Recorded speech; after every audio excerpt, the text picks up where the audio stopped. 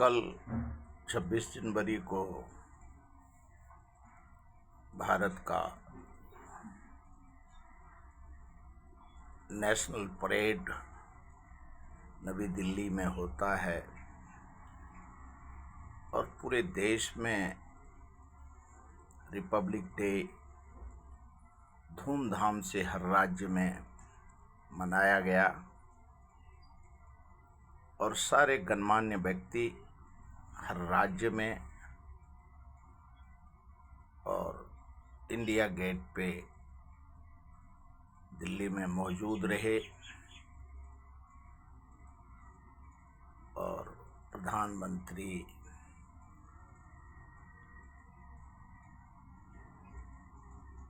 Minister of जितने भी cabinet minister और देश के गणमान्य व्यक्ति मौजूद थे। राहुल गांधी जी और मल्लिकार्जुन खड़गे कांग्रेस के अध्यक्ष, विरोधी पक्ष नेता राज्यसभा लोकसभा, तीसरे पंक्ति में राहुल गांधी जी और खड़गे जी, उनके बाजू में पूर्व वाइस प्रेसिडेंट धनखड़ जी भी थे। जो परंपरा आज तक आज़ादी के बाद और आज तक आया कि विरोधी पक्ष को सबसे अगली पंक्ति में उनकी सीट होती है और उनके मंत्रिमंडल के सदस्य उनके पीछे या उनके लाइन में होते हैं। वैसे लोकसभा में भी ये व्यवस्था है कि लोकसभा और राज्यसभा का विरोधी पक्ष नेता पहले पंक्ति में बैठते हैं और जो देश ने देखा कि राहुल गांधी जी खड़गे जी पीछे के पंक्ति में हैं और पत्रकार ने राहुल जी से पूछा, उन्होंने कहा भारत का डिफेंस सिस्टम, भारत का इकोनॉमी सिस्टम और भारत का फॉरेन पॉलिसी सभी को मोदी सरकार ने डिस्ट्रॉय कर दिया है।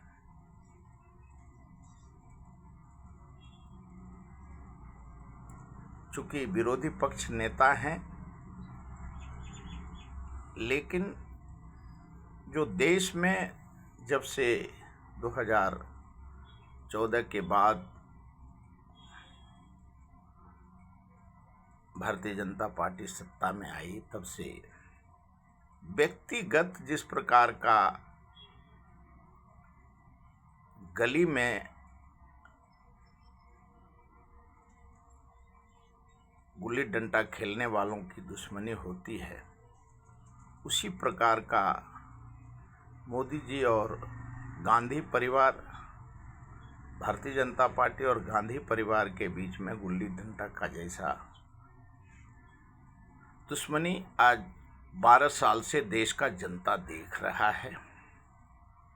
और वैसे बाखूबी भारतीय जनता पार्टी और आरएसएस बीजेपी निभा रही है। कल नासिक में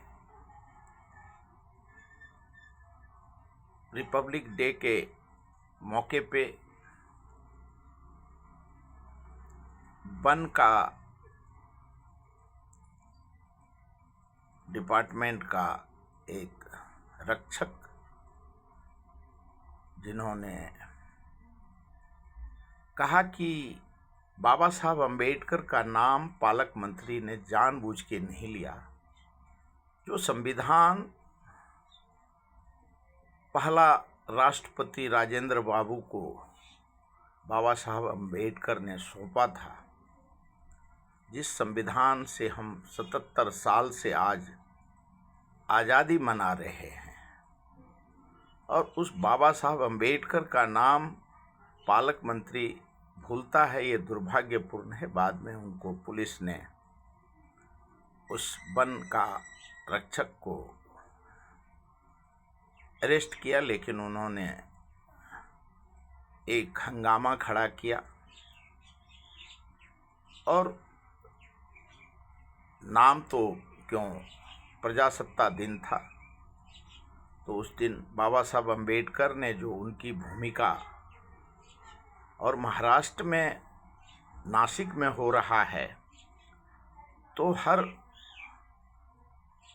गली से दिल्ली तक बाबा साहब के अनुयायी पूरे देश में हैं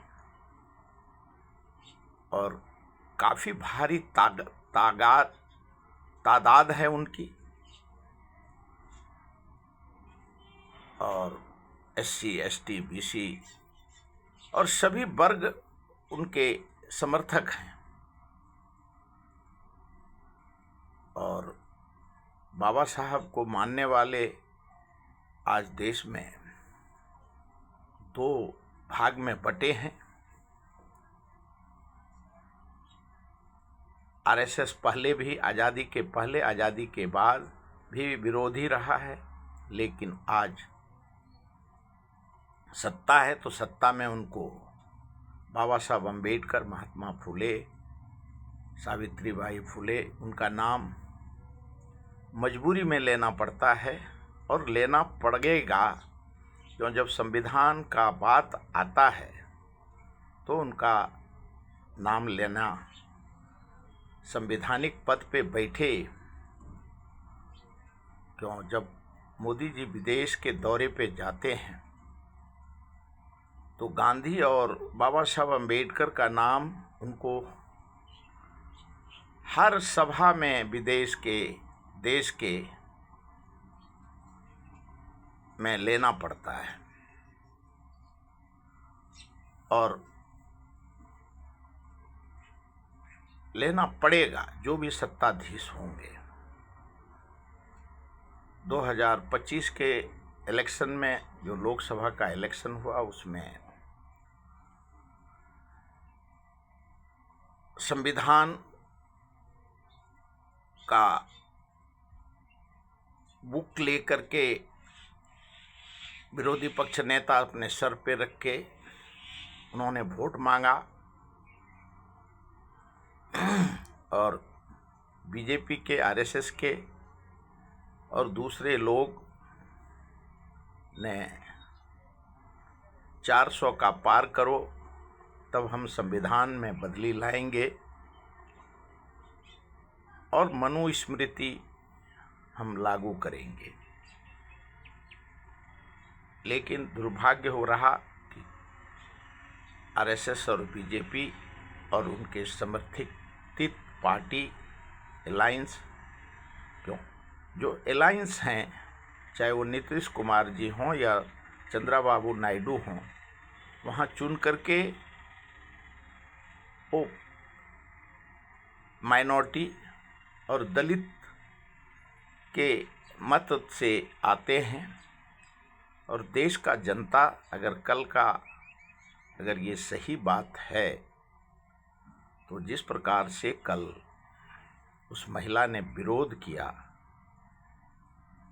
पालक मंत्री जी का, तो उस विरोध का सवाल जब भारत के लोकसभा और राज्यसभा में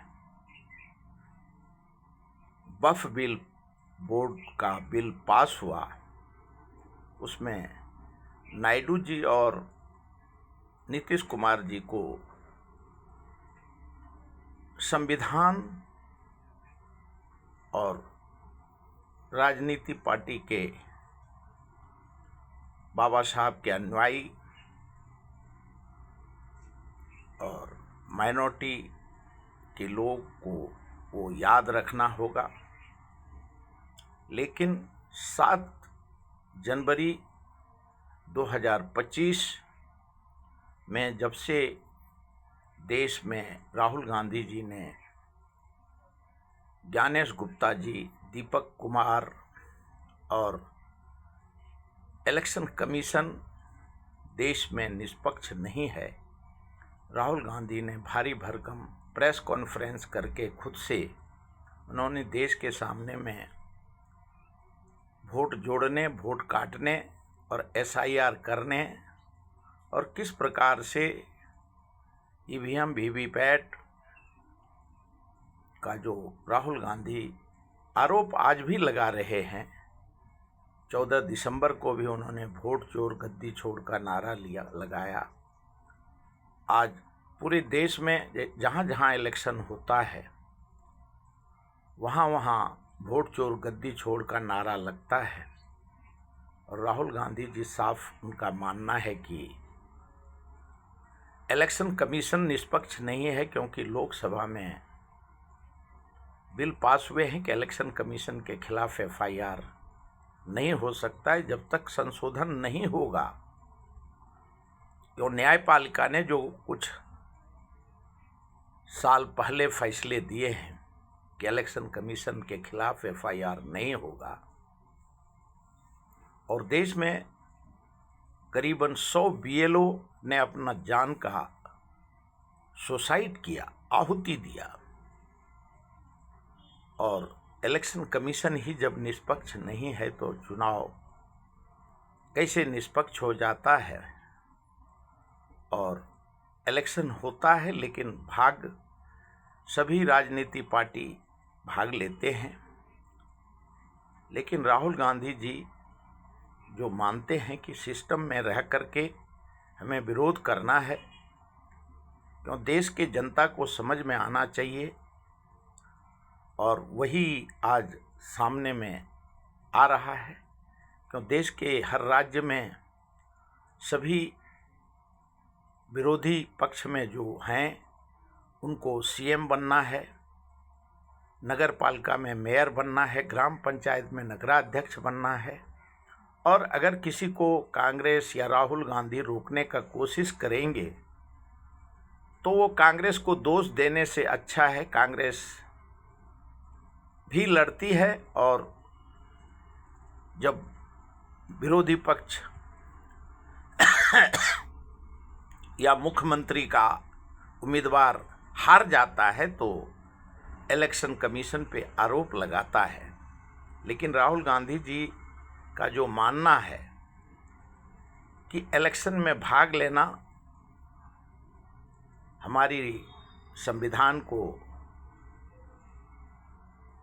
मजबूत करना है, लेकिन इलेक्शन कमीशन जिस प्रकार से वोट चोरी करता है, सत्ता पक्ष के कहने पे न्यायपालिका संवैधानिक संस्था आज 12 साल से लगा रहा है, चला रहा है, सरकार के आदेश से संवैधानिक संस्था और न्यायपालिका चल रहा है, उससे देश का जनता तानाशाही, बेरोजगारी, भूखमरी का शिकार है। और जो कल नासिक में हुआ उसका भी विरोध पूरे देश ने देखा। अभी UGC एक्ट का विरोध हिंदू, ब्राह्मण, राजपूत, भूमिहार और लाला जो टीवी में आ रहा है कि हो रहा है कि मोदी जी ने 10% आरक्षण ब्राह्मणों को, अगड़ी जाति को दिया है। लेकिन आरक्षण लेने के पहले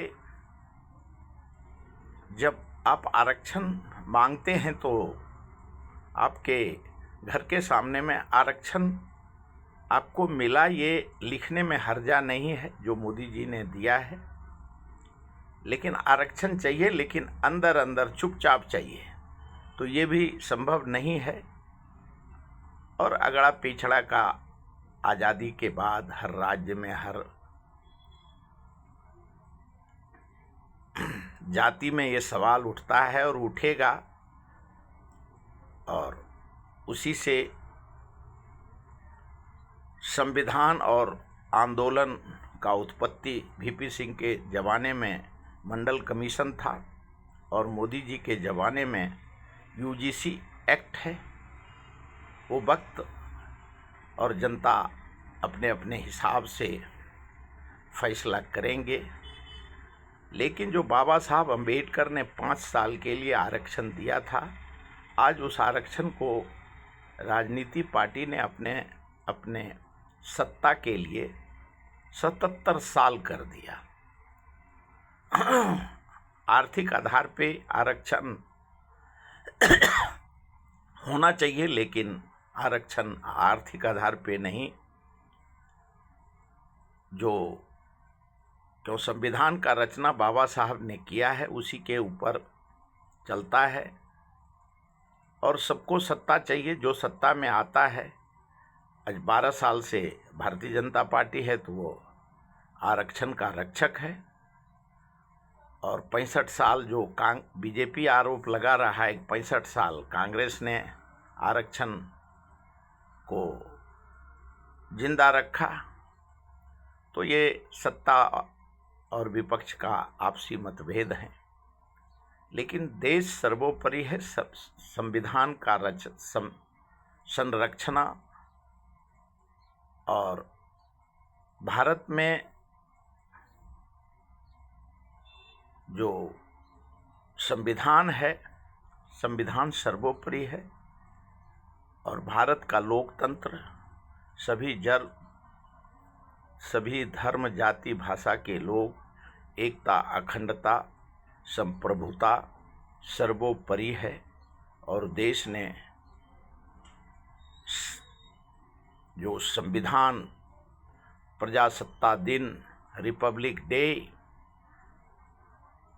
संपूर्ण खुशहाली से मनाया, और देश में संविधान 26 जनवरी को राजेंद्र बाबू को संविधान का, कॉन्स्टिट्यूशन ऑफ इंडिया का संविधान बाबा साहब ने सौंपा था। और उस संविधान से 77 साल से आज देश के जनता को न्याय मांग, 8 घंटा ड्यूटी, कामगार हो, किसान हो, महिला हो, सभी वर्ग को, सभी जाति धर्म को न्याय मिलता है। और उसी में रह करके देश के अभी तक इतना ही।